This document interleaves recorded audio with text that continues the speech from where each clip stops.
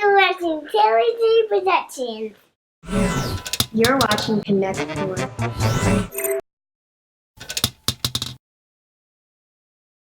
One of the ballots are not able to be read in the machine. In that situation, then they have to be transferred over to a new ballot. And so we observe that process and make sure they're properly transferred over and properly read into the machine.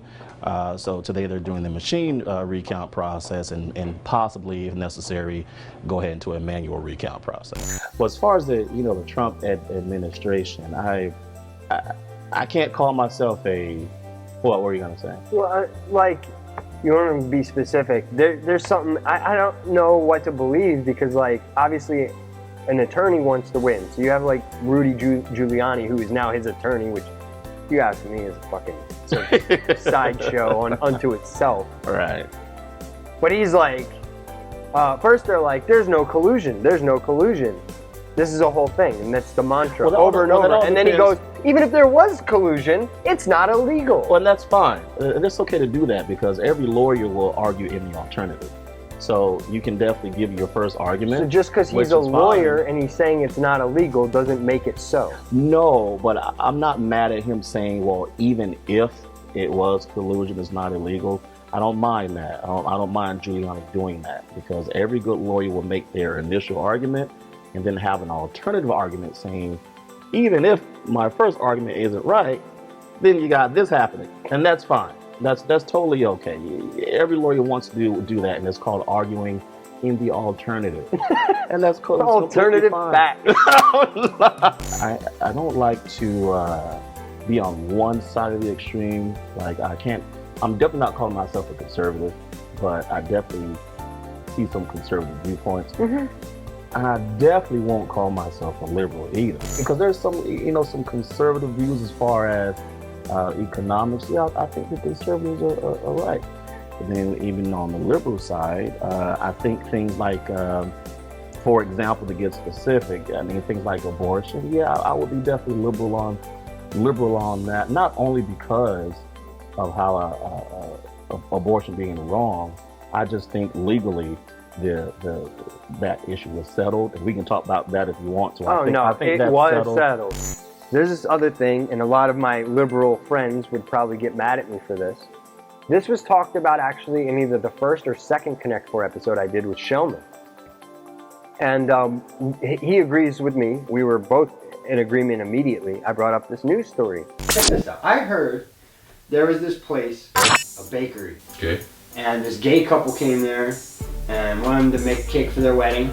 They didn't want to do it. And if they didn't like the way your nose looked, or that maybe, one ear was bigger than the other or something, and that was the reason they didn't want to make you a cake, they should have every right to not make you a cake. But some judge ordered these people, said they had to do it. Like, what kind of crazy? Wow, that's dictatorship right there. Yeah. They took it all the way to the Supreme Court. Yeah. They ruled that the guy has every right to refuse them service. Because was it his religious preference? Is that what he? Yeah, I guess he staked it on that. If I remember correctly. But even if it wasn't his religious preference, my opinion as far as that kind of thing goes, if you have a business, you have the right to refuse somebody's service for any reason. Yeah. On the flip side, semi-recently, several months I'd say, a Trump supporter was kicked out of a bar for wearing a MAGA hat. I remember that. And then the right flips out. I always thought it was like, if you're a private business, this isn't like a government organization making wedding cakes here, like that's one thing, Well, let me explain it to you. So a private business, but you are what's called a public accommodation. Like you run a hotel or a hospital, but in the U.S. Code Section 1983 statute, it lists all the public accommodations. So if your private business is one of those public accommodations, you cannot discriminate on anyone on the basis of their race, color, religion, any of that. It is illegal. You cannot do it. Is a cake baker? A cake baker? So more than likely, a cake baker is not going to be considered a public accommodation. Yeah. You can't make someone perform a service. That's indentured servitude. You can't.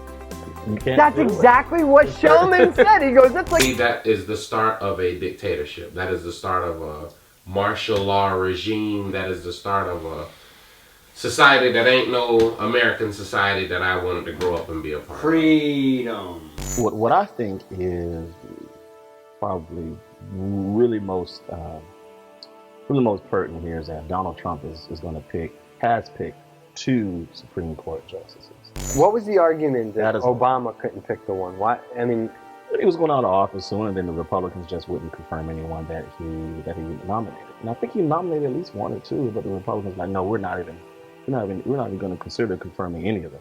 I don't understand whether there are laws in the books or not. You were saying, like, something should just be common sense.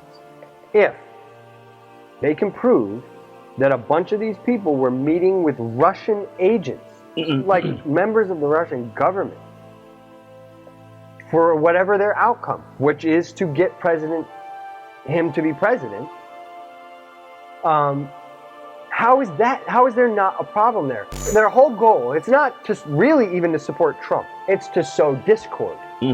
Because as long as we're over here running around like idiots fighting amongst each other, we're not over there stopping them from taking little bits and pieces of the USSR back. Well, okay, so from what I understand and how the Russian government influenced the election is that they didn't go and change ballots, right? They didn't go to the machines and They played people's opinion. right. So what they They did, played on sentiment. right? So what they did is go to other channels to try to persuade people's opinions, and that's been proven.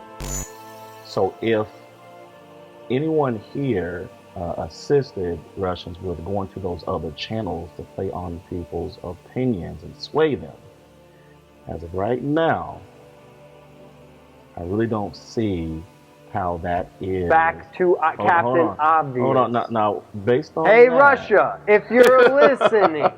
right. Yeah, I don't know much about Russia, but when we start letting foreign companies influence something as sacred as a fair election and a fair transition to power, that's a problem. That's a big problem. Common sense. That's a big problem. Term limits, there are all these things that need to be fixed. It's so complicated, man. Like, and for not really, you can sift through it. Yeah, well, that's your job. You can sift through it, like term. You think should be more presidential term limits or like Congress? Congress. Yeah. That's no. tough. Yeah, they're guys who are 500 years old. They shouldn't be there.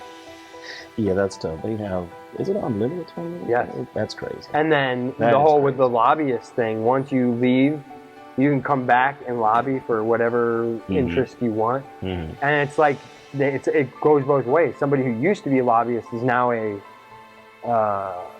top-ranking government official. It's like you shouldn't be able to do that. All the conflicts of interest that are happening that people say shouldn't be conflicts of interest.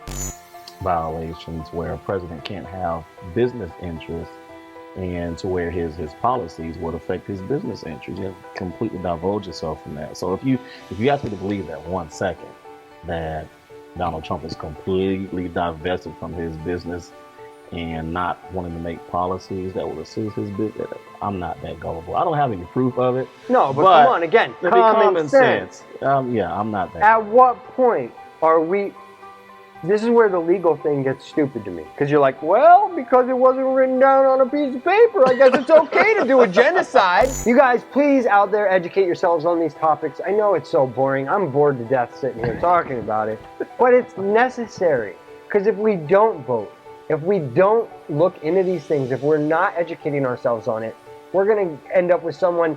You thought George W. Bush was the dumbest person that could ever be president? Well, guess what? They trumped you. And guess what? It could get worse. So please, for the love of God, educate yourself. I could kiss George Bush right now. Right?